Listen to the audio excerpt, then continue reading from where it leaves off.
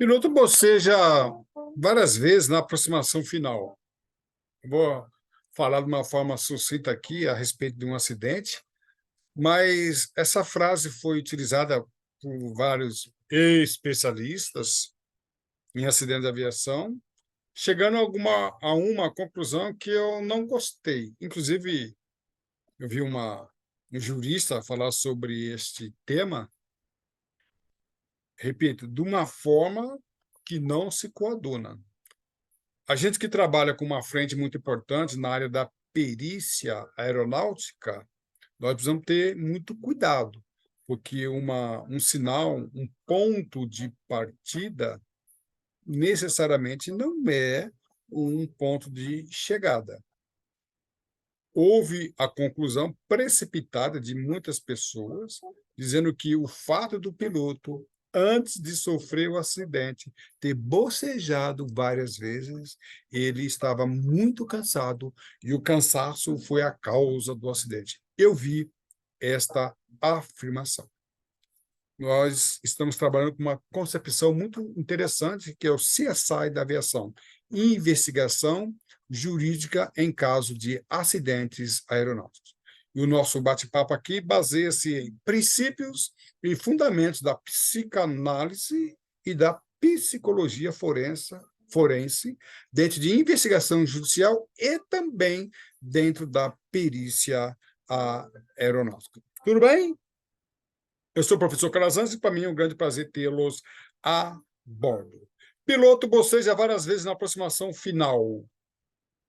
Conclusão, fadiga. Eu estou falando isso porque, repito, foi sim a conclusão que muitas pessoas chegaram afirmando e outras trabalharam com essa linha de investigação como se fosse a linha de investigação principal.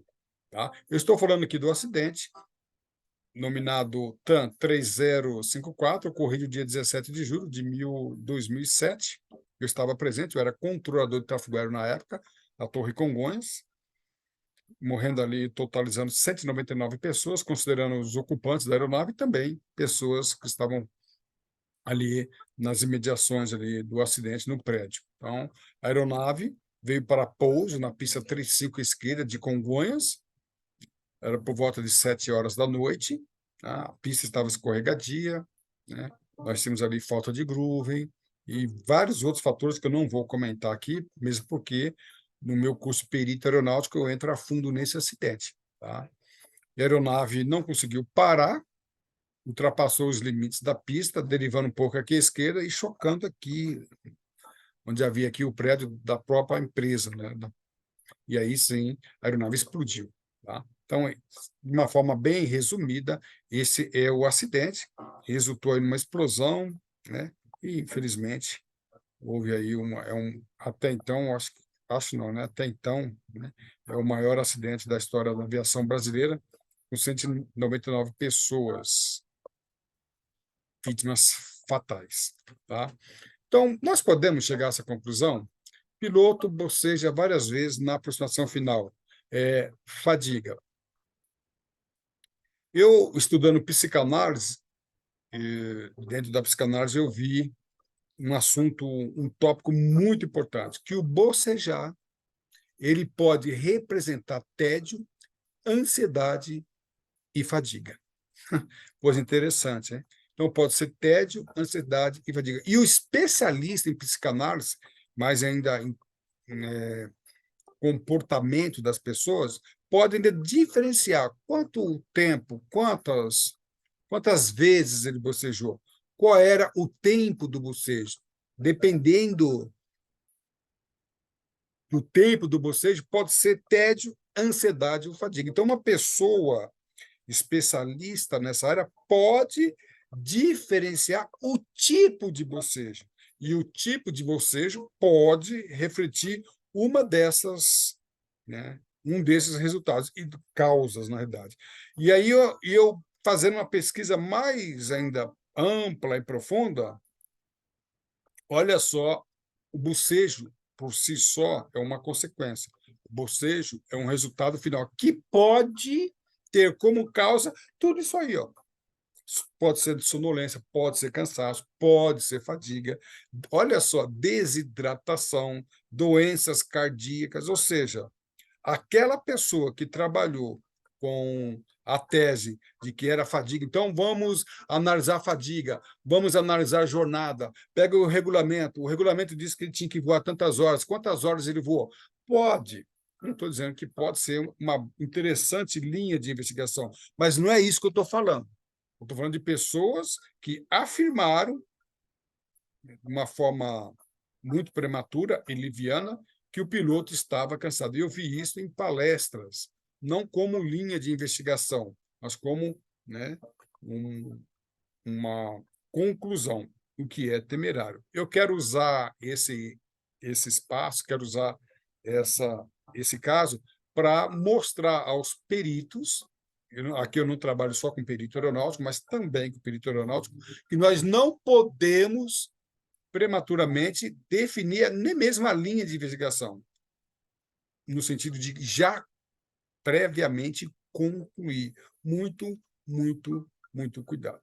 Olha só, no caso, 17 de julho de 2007, a pista estava molhada e escorregadia. Não tinha groove. A alteração do motor, um dos motores tinha uma anormalidade. Não, a aeronave não estava em emergência, mas havia assim, uma anormalidade no avião que permitia ele voar naquelas condições. Ocorrências anteriores. No dia anterior, uma aeronave perdeu o eixo da pista e saiu ali quase se acidentando, né? Houve uma ocorrência de solo, mas não houve acidente. E vários outros repórteres, né, informações que a pista estava muito escorregadia. Então, esta situação era recorrente nos dias anteriores, então elas foram mais contundentes. Aí eu faço uma pergunta: você acha que estas condições, essa situação, poderia ter trazido ao piloto uma ansiedade? Será que ele bocejou porque estava cansado ou ansioso? Essa tese também ela é plausível? É essa pergunta, inclusive, você pode até responder aí nos nossos comentários. Ou era fadiga? Caras, qual a diferença? Né? Não é o caso aqui. Eu estou usando esse caso, essas afirmações, no sentido de que um perito aeronáutico ele não desconsidera nenhuma hipótese, mas também não se fecha nenhuma. O que eu estou mostrando aqui é que alguns peritos se fecharam nessa como se fosse a solução do caso. Cuidado, e eu vi especialistas afirmando isso. É uma boa linha de investigação, mas não é uma linha de conclusão. Diante de um sinal, não julgue, investigue. Eu uso muito, muito essa expressão nos nossos cursos de acidente aeronáutico, de perícia aeronáutica. Então, diante de um sinal, por favor, não conclua, não julgue, não condene. Diante de um sinal, investigue esse sinal, essa peça, dentro de um cenário aqui de um quebra-cabeça, pode não representar nada, ela por si só. Eu uso o exemplo, você pega uma peça de um grande quebra-cabeça, e essa peça é verde, e você já define o cenário de uma floresta, ou o cenário de uma árvore. Pode ser, mas é um ponto de partida, não um ponto de conclusão, não um ponto de chegada. Então, repito, muito, muito cuidado. E aí eu uso esse termo e peço para que você assista no meu canal do YouTube um vídeo aula sobre inferência. Inferência é uma conclusão precipitada, que pode até mesmo coincidir com a conclusão final. Mas muito cuidado.